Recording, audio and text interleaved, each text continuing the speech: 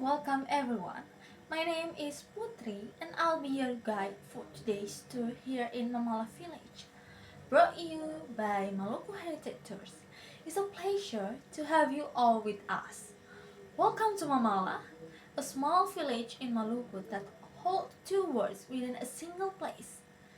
So, did you know that in this village, our ancestor was dances the Chakalele to convert their warriors when their fortress fell into the hands of Dutch colonizers? And in that same village, there is a miracle oil born from the wands of the fairy ancestor who built our mast 4 centuries ago, and all that to this day it still strikes onto human skin every single year in front of thousands of witnesses to prove its healing power still lives.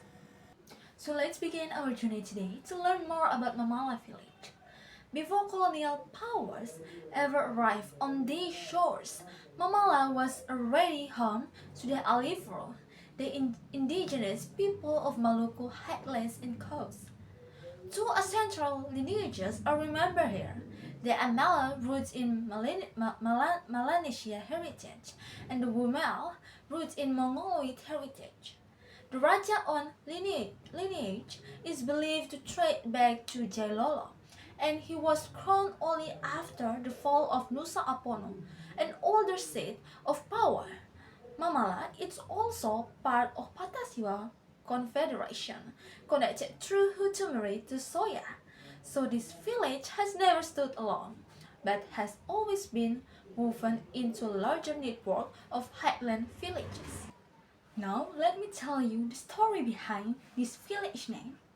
Now throughout Maluku, in the 16th century, the community was building their mosque. Two main pillars had to be hauled by bare hands for the forest. Not heavy equipment, no trucks.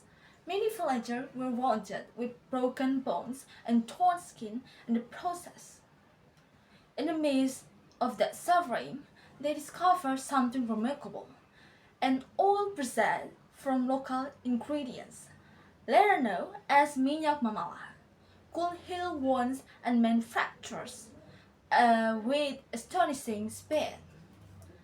But a discovery like could not simply be accepted on faith. It had to be proven before the whole community. So the Raja himself struck a person until the blood, and then immediately applied the oil to the wound. The villagers watched as the bleeding stopped and the wound closed before their eyes. From a single moment, the Pukul Menyapu traditions was born, and is still performed every year to this day. And before it used, sacred verses are recited over the oil in the Imam Tumi or Muni traditions. Then it warped in white cloth for consecration. Even the road we're walking on today follows the same path where that timber was once tracked. When Benteng Kapahaha fell to Dutch, refugees fleeing fighting sought shelters in the bayou, the village, a tradition meeting house. Amid war and loss and community dance, the Manuhua, Chakalele, and Lenso, not as mere entertainment, but to comfort to comfort this place and honor the fighters.